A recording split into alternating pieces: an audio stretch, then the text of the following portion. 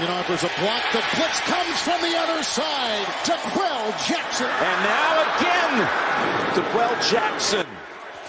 You're listening to Bleav in Colts with co-hosts Lawrence Owen and Jackson, bringing you the latest and greatest about the shoe. Brady, middle, intercepted by Jackson. Play fake, Bryant, intercepted, picked off at the 5, touchdown Jackson. What's going on, Colts Nation? I hope each and every one of you had a happy holidays, a great Merry Christmas, a Hanukkah, Happy New Year, everything that, whatever it is that you celebrate. I hope it was enjoyable. And same with you, DeQuell. Welcome back. How are you doing? I'm doing well. Just a little bit under the weather, but I tell you what, we had a good vacation. I had a chance to get to Colorado, do some snowboarding. My son finally was able to put on a pair of skis for the first time. It's funny, the ski instructor, every day we would get an update and he would tell us, I don't ski, so it's kind of foreign to me. He was like, well, your son needs to work on his pizza. I guess that's how you make left turns, right turns, and stop. But he was like, your son, all he wants to do is go fast. And all we could do is just shake our heads like that's our son, man. Anytime we get in the car or drive, he wants to go fast. But that's my little story. But we did have a great holiday, great trip. Great to be back and talk about a really close football game that we witnessed. That right now the Colts have left it up to one last game, a play-in game, something that in the first part of the season we didn't think was possible, but we're here talking about it. They've worked their tail off to get to this point. Unfortunately, they let one slip out of their hands against the Las Vegas Raiders. Let's do it, man. Let's get into it. Absolutely, man. I'll tell you what, this was the time to do it because it was at home, whereas the last game is on the road. And the Raiders were, yes, they've been on a roll the last couple weeks, but the Colts have been too, right? They just got done beating some really good teams to come into this, and they just fell short. Now, a lot of people want to put blame on specific players. Obviously Carson Wentz's name has came up multiple times. A lot of people want to blame the defense on some things. Honestly, I'll tell you what, Derek Carr was who I thought he was. Derek Carr is a heck of a quarterback. He was throwing guys, making pinpoint accurate passes against a very good defense. There was times out there where he was hitting Davis and Renfro in stride between defenders, perfect passes. And he made those two guys look like Pro Bowlers. Right. And he was, and speaking of Pro Bowlers, he was short one Pro Bowler to throw the ball to. So I thought going into this game, like you mentioned, the last 6 or 7 weeks of the season, we all thought it wouldn't have come to this point. I thought by this time it would be defined of whether or not this football team was going to be playing in the playoffs or not. And again, they've played exceptionally well. And I know at times I've given Carson Wentz tough slack, but I know when you take a step back and you evaluate this team, what do they do best? They run the football. They set up the pass. They set up the pass through running the football and leaning on Jonathan Taylor's back. But he played as well as he's been playing all season. I think a couple errant throws, the one that he missed to T.Y. late in that football game, that was big, but you get 3 points in that drive. So there was a lot of pinpointing you can pinpoint to, but for the most part, I thought this game was an evenly contested football game, and it just came down to a few plays here and there. And I'll wait to talk about the one play that I thought really changed the course of this game. But for the most part, this was I don't have much to blame here. Carson Wentz, could he have played better? Yeah, I'm sure everyone could have played better. Frank Wright has said it many a times. You know what? We could have coached better. We could have played better. And right now they're getting everyone's best shot physically, mentally, knowing they're playing against a guy that's arguably could be in the voting of being MVP of Jonathan Taylor. So I thought at this point in the season, guys are tired. It's very hard to get up mentally for every single game, and especially for the Colts, where the last 6 or 7 weeks of this season has been such, there's been a huge emphasis on if you win this game, you're in. If you don't, you're out. So you play that back and forth game. I just thought, given 3 phases playing complementary football, I thought the special teams, who's been pretty solid for the most part, They gave up some big plays to Hunter Renfrow. So that was a game changer. You know, a field position for the Oakland Raiders. I thought that was the biggest takeaway as far as both these teams being evenly matched going into it. Speaking of the Las Vegas Raiders, I've done it a million times because you said Oakland. Did I say Oakland? Oh, it's all good. It's all good. But let's talk about Vegas, because Vegas, you know, that is the city that where, you know, it's famous. Go out there and do some betting. And guess what? Bet Online has you covered this holiday season with more props, odds, and lines than ever before as football continues its march through the College Bowl season and the pro football playoffs. BetOnline remains your number one spot for all sports action this season. Just head over to the website, use your mobile device to sign up today and receive your 50% welcome bonus for your first deposit. Just use our promo code Bleav, that's BLEAV, to receive your bonus. From basketball, football, NHL, boxing, and UFC, right to your favorite Vegas casino games. Don't wait to take advantage of all the amazing offers available for the 2021 season and the 2022 season, because that's where we're at now, and I'm not used to it. BetOnline is the fastest and easiest way to bet on all your favorite sports, so don't wait to take advantage of all the amazing new offers available now. BetOnline, where the game starts. You were talking about special teams, DeQuell. Oh, my goodness. The special teams has stepped up all year. We've been seeing all kinds of stuff. We have black punts for touchdowns. We have great kick returns. We have good coverage. We have all sorts of stuff. And then this week, I have not seen our special teams play this badly in the Frank Reich era. Right. And the guy who leads that charge is the guy I played with, and Bubba Patron. We call him Bubba.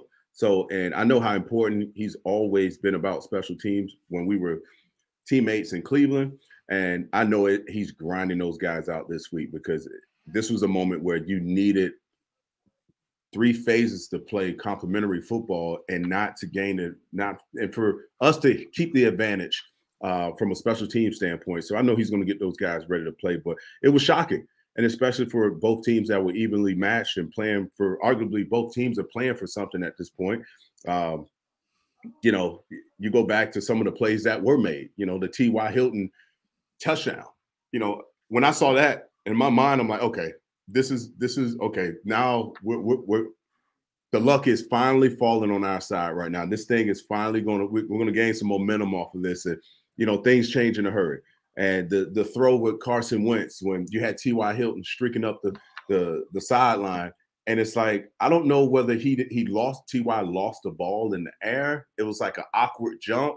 I know it was a high throw, but just the craziest things happened during this game. And man, it's heartbreaking, but they still have a chance against a team, the Jacksonville Jaguars, who they're very familiar with. But I'll leave that discussion for another day in terms of playing in Jacksonville. But this team has worked their tail off to get to this point. I think, you know, this is a tough loss for them to lose to the Las Vegas Raiders. I think it was a tough one, close football game down the stretch. You know, defensively, if they were on the field last, you would hope they would come up with some of that magic we've seen them come up with, whether they're stripping the ball or creating a turnover or getting a stop. And so, you know, it's one of those games late in the season where you need to have it. You know, it was a game that they would have won. They would have secured their spot in the playoffs. But again, they have another shot at it. But there's a lot to peel back in this game in terms of I don't have much in terms of what they should have done better. You know, I feel like the game was swayed on a couple plays, and the play that really kind of put the game out of reach was involved. I looked at it, it was 4 players, 2 of our players and 2 of the Las Vegas Raiders players. And if you tell me if Darius Leonard is involved in the play and Kenny Moore is involved in the play, and you tell us, hey, if I have these 2 guys, I'll stack those 2 guys against any other guy in the league, most guys in the league. And, you know, it's one of those plays that got away. If Darius Leonard stays on his feet, it could potentially be a sack on a 3rd and 10. You know, and Kenny Moore has great coverage, but because Derek Carr is scrambling, he's buying more time, and now it creates a few yards of separation for Hunter Renfrow to make this catch to ultimately set them up for a game-winning field goal. So when you lose a football game like that, that tells me your guys are playing hard. The guys are committed. It's just the game comes down to a handful of plays, unfortunately, to dictate the game, and it didn't go in the Colts' favor this time.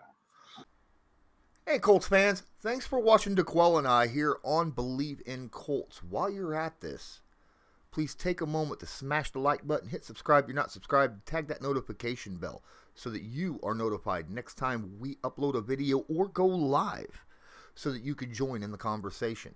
Don't forget you can share this stream. That would help us out a ton. If you enjoy this, share it. All you got to do is go right over here and click the share button, little red share button down here underneath, and share it to your favorite social media, Twitter, Instagram, Facebook, wherever, doesn't matter. Thank you so much. On behalf of myself and DeQuell Jackson, have a good one. Enjoy the rest of the show. Oh, man, you were talking about that final play right there. That was a heck of a play by Derek Carr, heck of a play by Hunter Renfrow. And while I was watching that and they were replaying it, and I was sitting there, I was like, no, Kenny, don't touch his foot.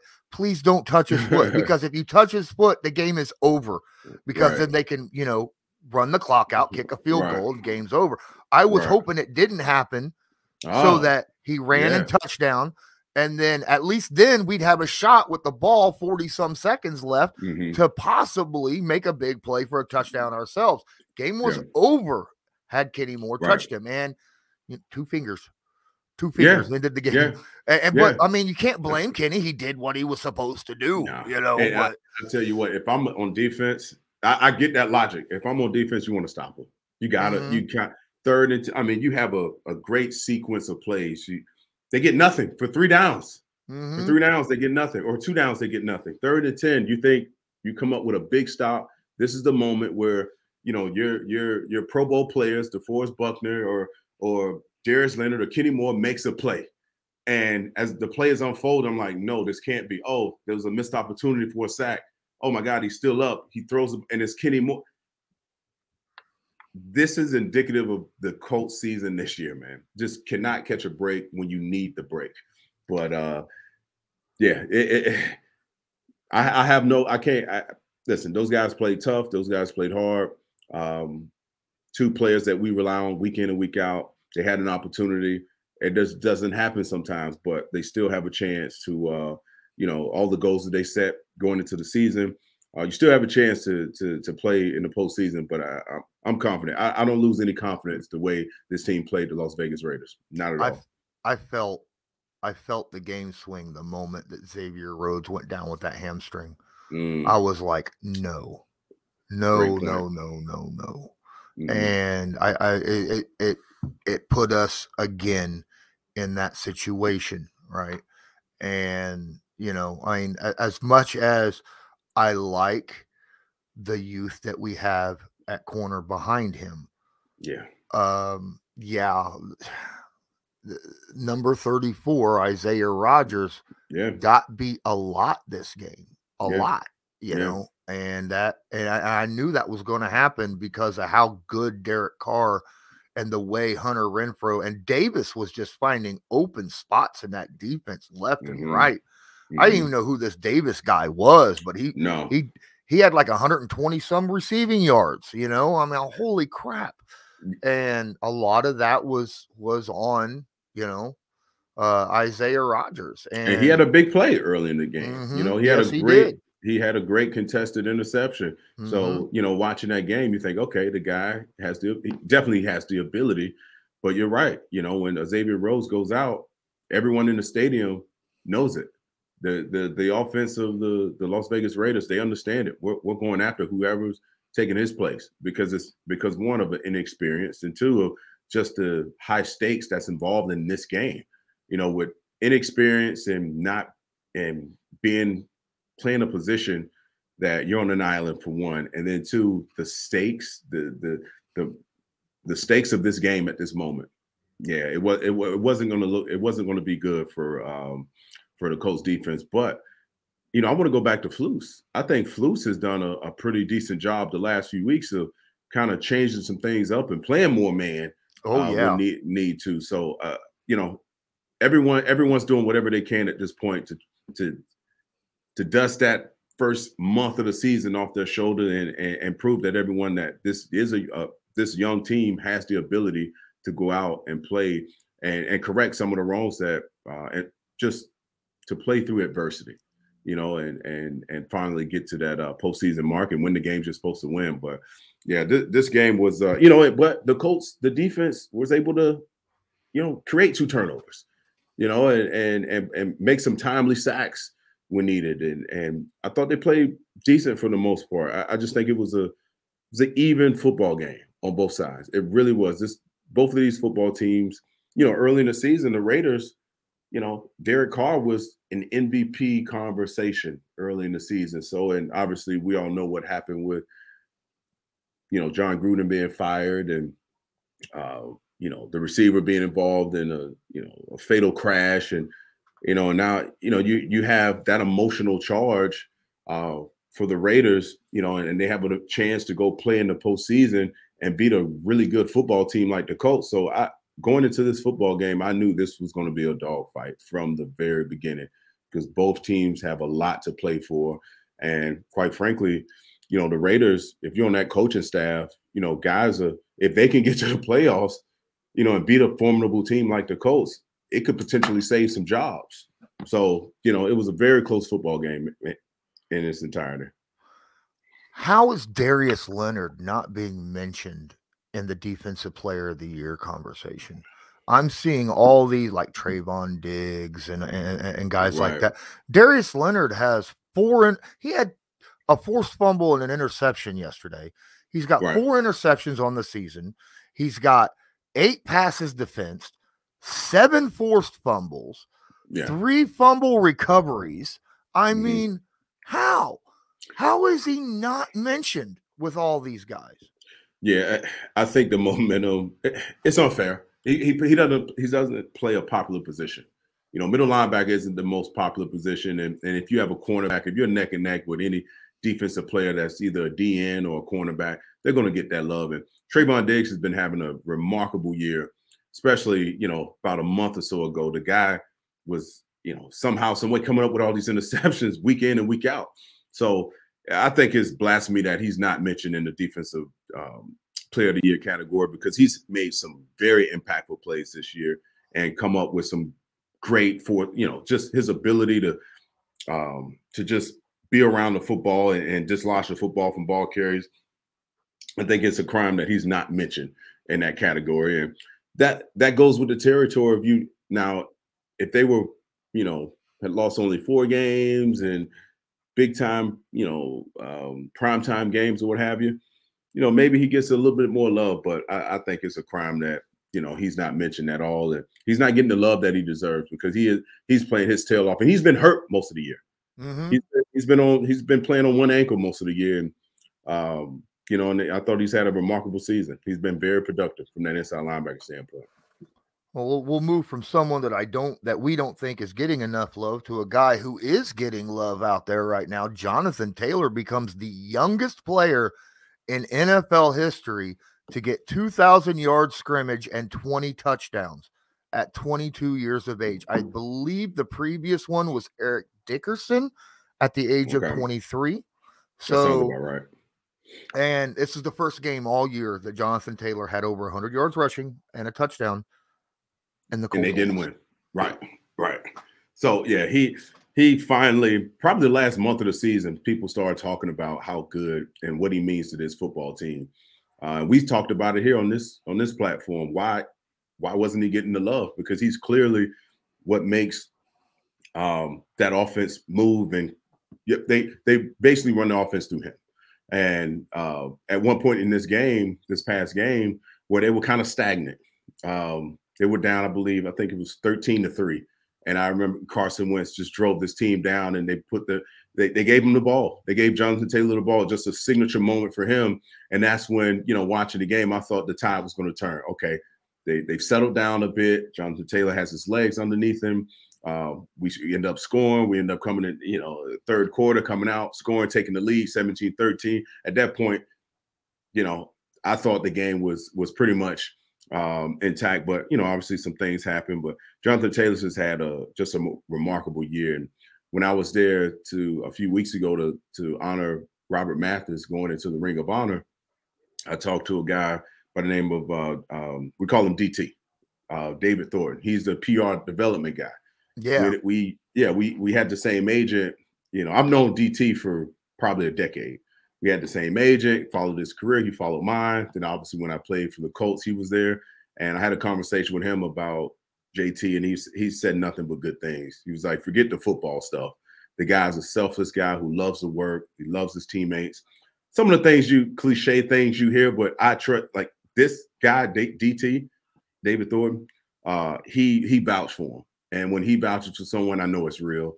I know it's genuine, and it's coming from a good place. So I would love to have a chance to meet that young man, because and the funny thing that DT told me about him was he doesn't know how good he is. And I was like, wait, what? What do you mean? He was like, listen, man, he's not into it. He's not into the personal accolades, and everyone else knows how good he is. But when you speak to him, you don't get that. You get just a genuine guy who loves to play the game of football. So that was refreshing to hear. This channel is proudly sponsored by the Backroom Collection. They do beautiful sports canvas art with football, basketball, baseball, and other sports themes. Special orders are accepted and autograph pieces are available. Many Indianapolis Colts signed pieces will be available beginning in November. Just use your discount code CL10 to purchase the pieces you want to spice up your living area. That's CL10. Yeah, that is, especially with a guy like a running back or a wide receiver, where a lot of guys throughout the NFL, you see it, you see guys who are just like, you got Zeke with this whole, feed me all the time, stuff like a lot of running backs feel that way. A lot of wide receivers feel that way. I mean, Odell Beckham, he got a name and he started throwing fits that he wasn't getting the ball more often. Right. And I don't see Jonathan Taylor complaining as long as they're doing whatever they can to do to win, right? And that's the culture of the Colts. That's the culture that I walked into in 2014.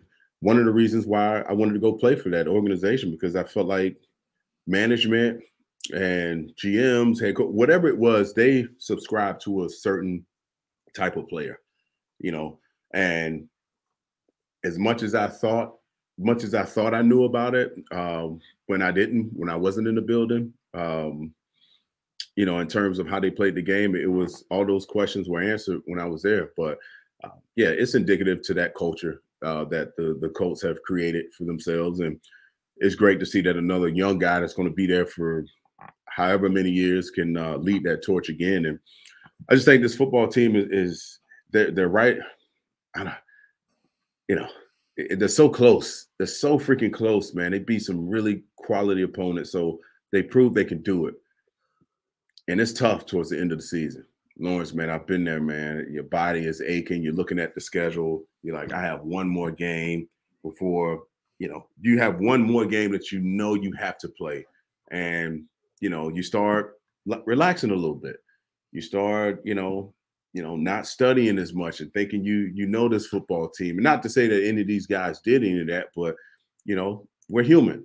We have a tendency to take our foot off the pedal a bit. And again, I'm not accusing this football team of doing that, but the lack of execution down the stretch is telling me that comes from a fatigue standpoint, overthrowing guys and having an ability to make a play, a game-changing play, Darius Leonard, Kenny Moore that we talked about, and them not making it. So fatigue is a part of it that you have to fight through. And I think this team is kind of, we've seen, watching this football team play, we saw remnants of all of those different things happening.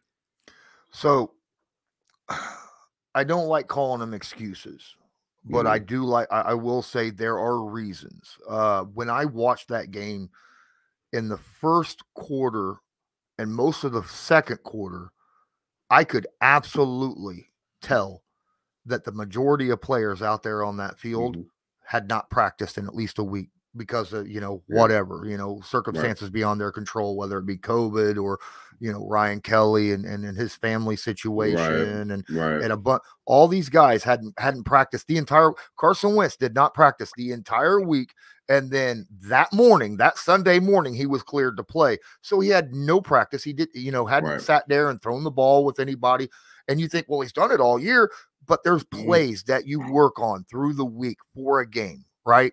And to get ready for that game. And plus, you want to keep you don't want to get rusty with some of these guys out there. Like, your number one guy, Michael Pittman. Obviously, you might not be so rusty with him, but guys that you don't throw to all the time, like Mo Alley Cox or T.Y. Hilton or something like that, you're going to be off on that. And so I'm not throwing that out as an excuse, but I saw it. And then that drive to close the first half. Oh, man. Carson was like 1 of 5 or something like that up until that drive. He was awful. He was overthrowing everyone. And then it was dart, like 5 straight in a row, all the way to the 1 yard line.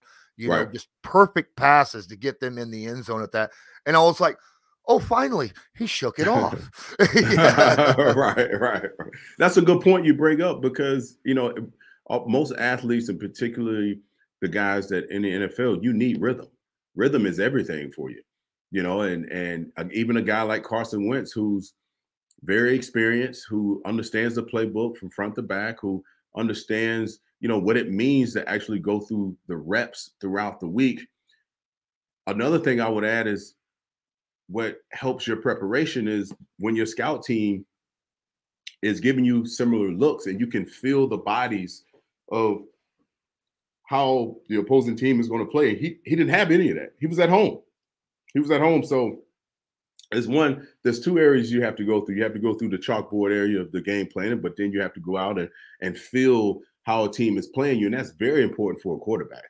Very important for a quarterback. And we don't know. He probably he had some lingering effects of being out or going through the COVID protocol. So a lot of different factors contributed to his slow, his poor start of the game. But again, I thought that was one of his impressive drives, right before the half when they needed it to most. They were down, 13-3 at that point. And I knew they were going to get the ball back, but that was a very important drive for this football team. So it answered my question in terms of, can this football team actually produce and be productive if you shut down what they do best in Jonathan Taylor?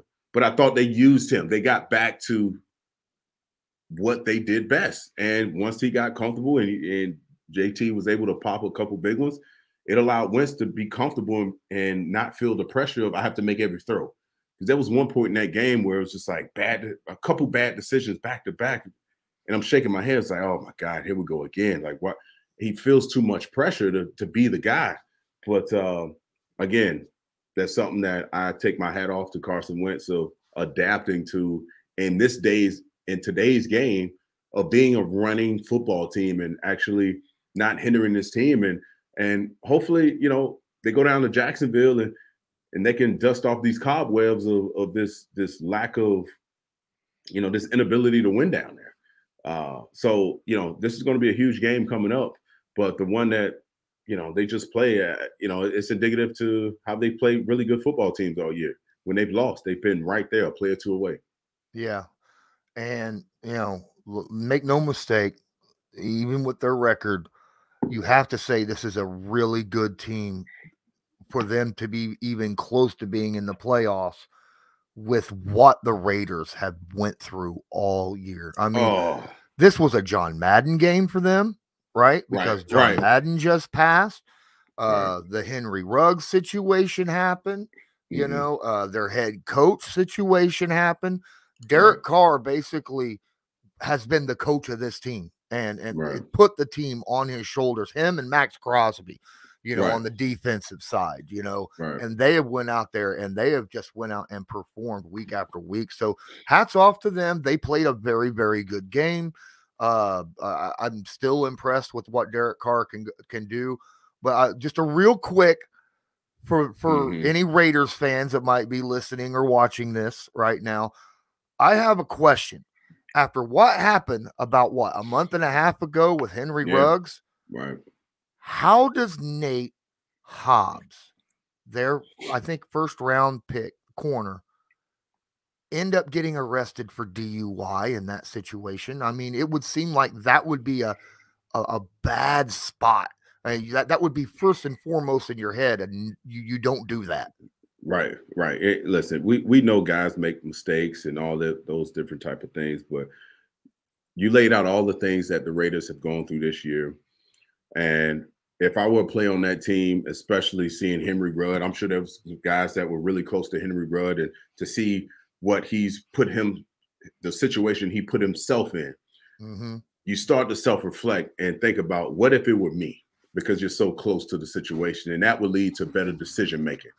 And for a DUI to spring up right now at this moment kind of puts a stain on John Madden's legacy. Now, it won't put a stain on John Madden's legacy, but the timing of everything is just poor. And you would think guys, especially in that locker room, would have, be responsible. These guys, you make a ton of money. We've all been there. We've all probably gotten behind the wheel when we probably thought we shouldn't have. But to do it right now in this day and age, you win a big football game for your football team, and just get a freaking Uber, man. Get a freaking Uber. Protect yourself. Protect the people on the road. It's so irresponsible. And we talked about it beforehand. If I were on that football team, and knowing the situation, knowing that there's a good chance of a lot of players, a lot of coaches, a lot of front office people, they're going to do some sort of an overhaul and to get that bad taste out of their mouth and start all over again, to hit the reset button.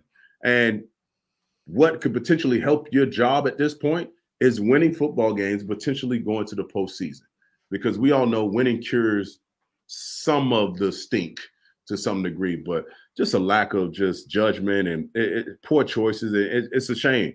It's a shame that, again, the Raiders players and coaches this week, they're not going to be focused on the game. They're going to be they're going to be talking to reporters about their teammate who made a poor decision, and it affects everyone. Yeah, it does. I want to touch on one more thing that made headlines yesterday outside of the Indianapolis Colts game. You caught up on the Antonio Brown thing? Who isn't? Who isn't? Man, I got alerts like crazy and text messages and what is going on. Man, I'm not the guy, I'm not the guy to like throw more logs on the fire, right? But this here is becoming a constant, theme with AB, Antonio Brown. When I read the headline, he left the game, he took his pads off, and he just left the game. Again, for me, I had already dealt with this to some degree. My buddy Vontae Davis, my really good buddy, he left the game. He retired after a game. At halftime. At least he waited to halftime to do it. Yeah. But this here is, I don't know what he's going through. I don't understand his logic. It was completely irrational. And you walk away from a team who is making another Super Bowl run. You walk away from one of the greatest quarterback they ever played a game, a really good football team, and you completely embarrass yourself, your family, your name, your teammates, your coaches. I don't get it. I don't understand. I don't understand what's going on with him. I really don't. Especially, you talk about, you embarrass your team. Tom Brady stuck his neck out for so many times. He was still doing it. Even after the game, he was talking about, I love the guy. I hope he gets the help that he needs, that kind of stuff. Right. But I'm just like, what in the world? And from the rumors and what was being said, I guess, Arian said go in, and AB's like, no, my ankle hurts. And he's like, well, go in or you're done, And then that's when he lost it and took his pads off and then walked off and took his shirt off. Why did he take his shirt off? I don't understand that one. That was what? So yeah, if he was gonna, he wanted to have a dramatic exit, and I saw the video of him, you know, egging on the fans or what have you, and doing jumping jacks on his bad ankles. Right. I don't understand it, but I can tell you this: I did think about Bruce Arians. Right, I had a chance to, you know, playing for the Colts, and when I did, you know, everyone loved, you hear Bruce Arians' name come up quite a bit, and anyone in that building, whether it was a player, a coach, or whomever, they had nothing but high praises for Bruce Arians. And I was like, man, I got to meet this guy at one point. So a few years ago, Super Bowl's in Miami.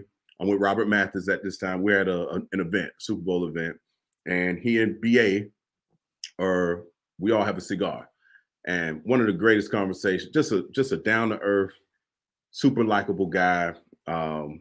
You know, and I told him, I was like, man, I'm glad I finally get to meet you, because I felt like I knew you already because of all the good things Robert had talked about, and Andrew Luck and other teammates of mine who had played for him with the Colts.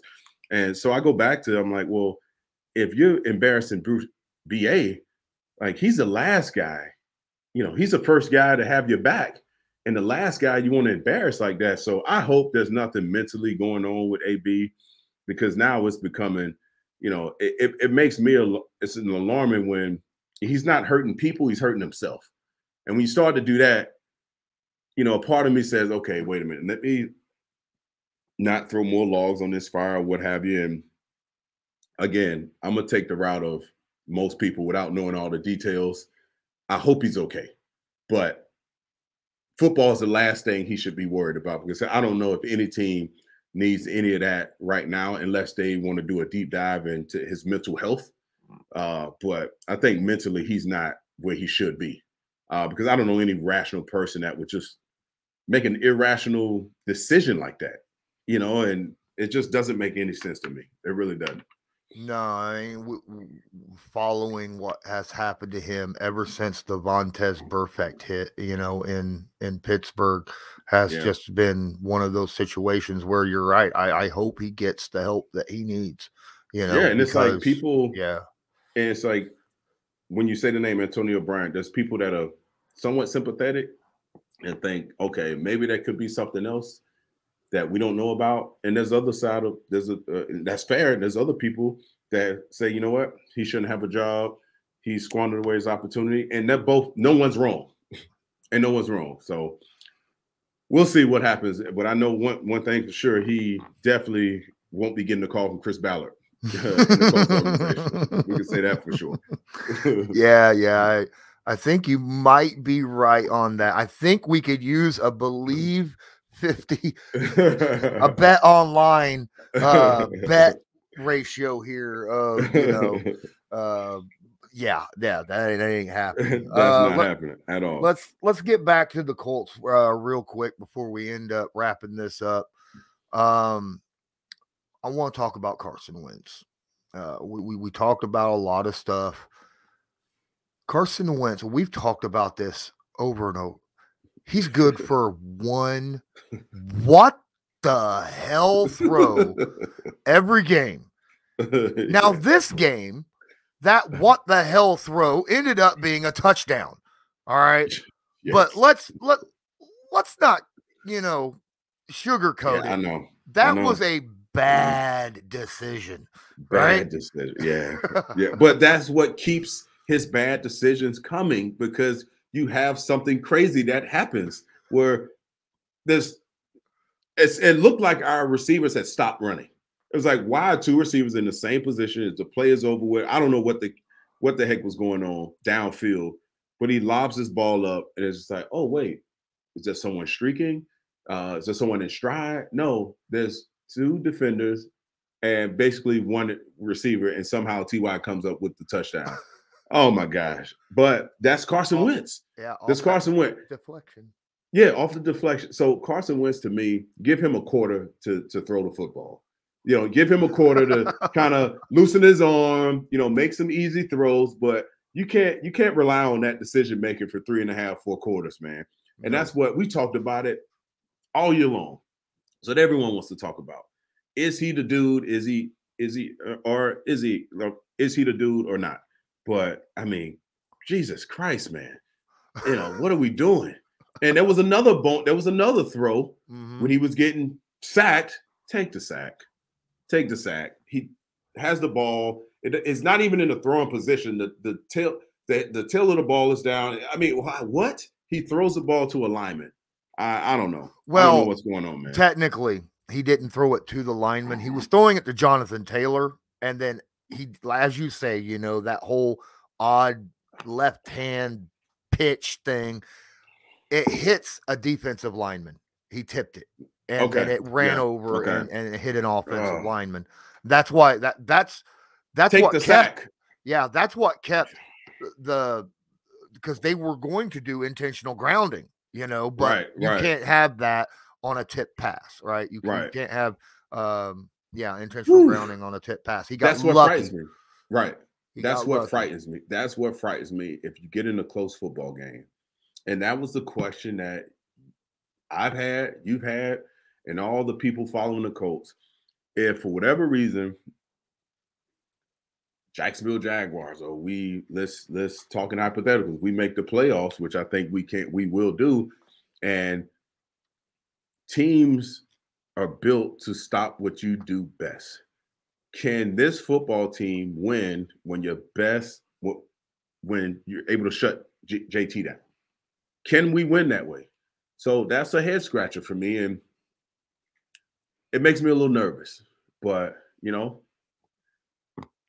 But you know what? Every game that we watch now, to be fair to Carson Wentz, every time we see one of those what the hell plays, he also has a oh my God play, right? Yes. Where like that one time where he was sacked dead to rights, somehow escaped 3 guys, ran out, could have probably ran for the first down, and then kind of lobs it out to Mo Alley Cox. I think it was more of a, I'm just going to take the, throw it away because it's first down. If Mo happens to catch it, then he catches it.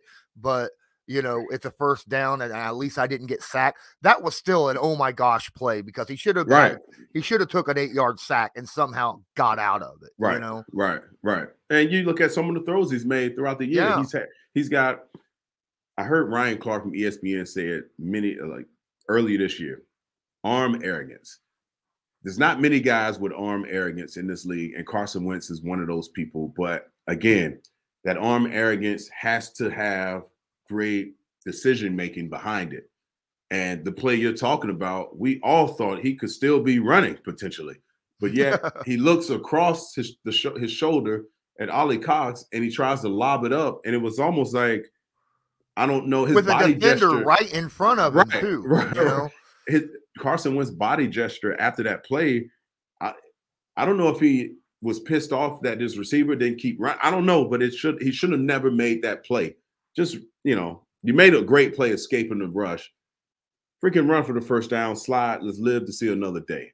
But somehow this doesn't take away from how well he's played the course of this season.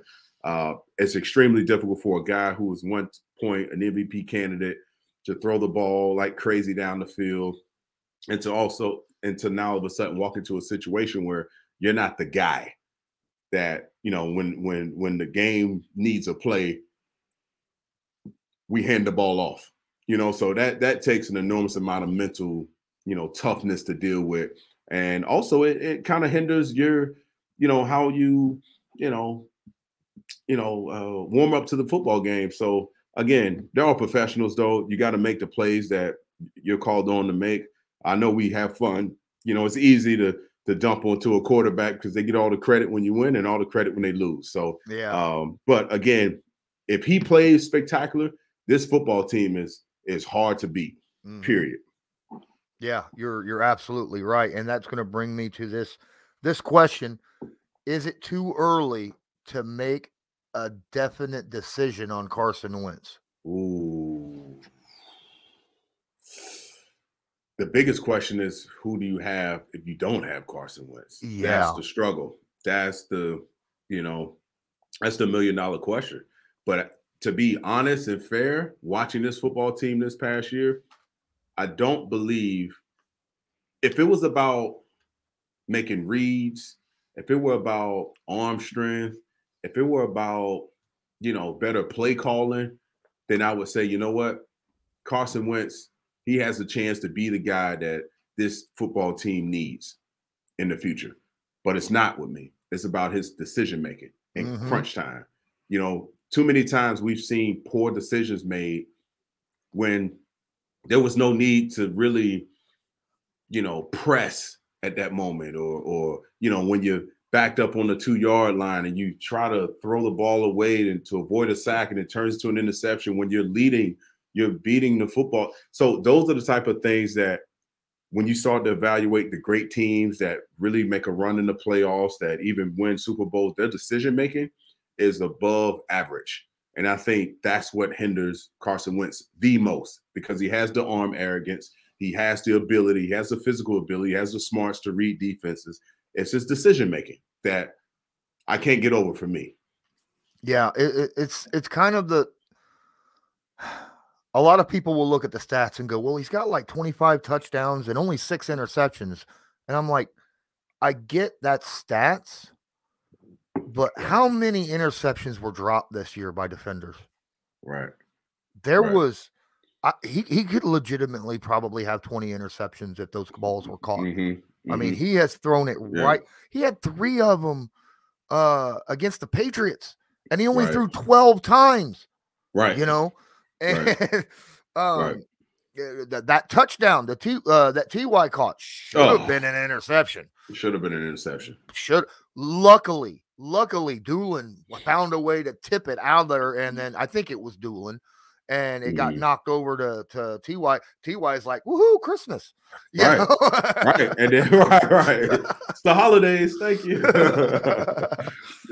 Right. But yeah, it's tough. I almost think now, obviously, we have him and through 2022 next year. Right. Because of how the contract's set up. We got an optional out after that year. Right. You're not going to get anyone right now. This football you don't team have is a too first good. round pick. Right. And look, the draft, the quarterbacks in the draft, there's no one out there that stands out anyhow. And because we're probably, I'm going to say probably, going to the playoffs. Right. That first round pick will probably be a mid to late 20s pick. Right. So you're not going to use that on a quarterback. Right.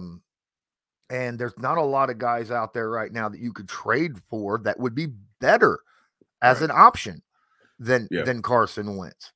And to Frank Reich and Chris Ballard's credit, they did homework last year before getting Carson Wentz. Now it was just posted, they were looking in at Matt Stafford. They were looking in at Derek Carr. Believe it or not, they called and asked what his availability. They went and asked around. They just weren't going to spend, 2, 3, 4 picks in order to get somebody. Which I'm all about that. And don't overpay. But yeah, I think Carson Wentz. You laid everything out, and let's add the fact that you have one of the best offensive lines in the game. And I think, back to the point I was making about him, is you can't coach decision making. And he was the best fit for Frank Reich and what he was trying to accomplish offensively. And through the course of a season, this coaching staff, this offensive coaching staff, this team figured out, okay, we need to change the way we want to score points. And they averaged over 30 points a game, thus far. By being a running football team. They're talking about it. They've been talking, we're a running football team. They had to adjust. It's so weird to be the highest scoring team over 11-week period, and you're a run first team. Right. And you look around the league, the Patriots, the success they're having is with a rookie quarterback. And they're going to be, they're in the playoffs. It's just funny how, this league has changed throwing the football. And here we are, we're talking about a team that's traditionally, you go from Peyton Manning to Andrew Luck, to Phillip Rivers, And any quarterback that walks into that building knows you get the gunsling. You get to throw the football down the field. You get to have a field day. And as a result of that, things have changed. And kudos to Chris Ballard and this coaching staff for figuring out who this football team is. And that's what leads me back to the point about Carson Wentz. You have all these things that lead to you to be successful. And again, the stats don't tell the whole story, but he's had a decent season. Could it have been better? We don't know. But one thing I know is the decision making when it comes to the quarterback has to be, when you pay a guy north of $100 million or close to it, the price tag that comes with that position, you're paying for decision making. You have the ball every single play. When the ball is in your hand, how do you read it? I hate that I beat up on Carson Wentz like this, but this is the reason this football team, defensively, they've been great. Offensively, if you point to any area of this football team that we can improve on and say, okay, this is a Super Bowl contender, you have to go to the guy underneath the center. And I hate that I'm saying this because he's having a really good a really good season, but I feel like Colts fans want a Super Bowl winner, not a perennial postseason appearance.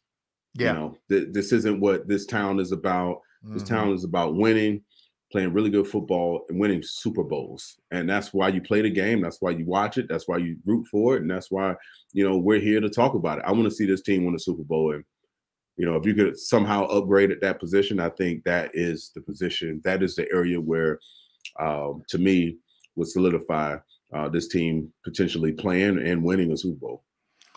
Well, it's not really, coming down on it. We're not trashing Carson Wentz. We're just, right. We give the good with the bad, right? And right. we're being honest about things. And right. I think people and players respect that, just right. being honest with you on what we see, without, going too heavy one way or the other. Right. I see greatness in Carson Wentz, and I see, what you were just saying, what the heck, dude, right. So maybe we see something different over the next few weeks and into the playoffs, hopefully. Right. And that'll make us feel a little bit better moving on to the future. Maybe another off season with the Colts and Frank Reich and everything. Maybe that helps again. Right. An actual off season, because right. he didn't really have one with the Colts this past season. Right. Right. So you know what? An area I think that could potentially, because I'm looking at after next season when you have to make that decision, right? Do we push forward with Wentz? Do we go elsewhere? Do we make a huge trade? Because at this point, this team can't rip the quarterback from the situation, not have a better solution. Is it through the draft? I don't know if you want to do that, because this team is so close to pushing or making a run at the Super Bowl. But again, do you think it could be adding another dynamic playmaker on offense? Another wide receiver. Another wide receiver. T.Y. has been T.Y. The allure of T.Y. wasn't there this year. The allure was there, but the productivity had fallen drastically because of his inability to be healthy. And we all know when you play the game, as long as he's played, your body, it's older. Your body can't handle that grind week in and week out. And now you add another game to that. So I think that could help in certain areas, because Michael Pittman Jr. has had a phenomenal year. He's over 1,000 yards receiving. He's a big target down the stretch. But besides that, and the tight ends, you've had some guys that make some plays, but you need a legitimate 1-2 ones if you could. And I think that's something they could probably potentially look for in the draft, is adding complementary guys on the outside that can stretch the field a bit and help this running game, open this running game up. Especially with Jack Doyle talking about, making that decision with T.Y. together. They're both talking about possibility of retiring after this year. Right. Well, I think that'll do it, man. We've been talking here for 53 minutes. It's been good show. A lot to talk about. It was nice to see you back. I'm glad that you had a great holiday and a vacation. And until next time, this was Bleav in Colts, brought to you by Bet Online. And as usual, go Colts. Go Colts.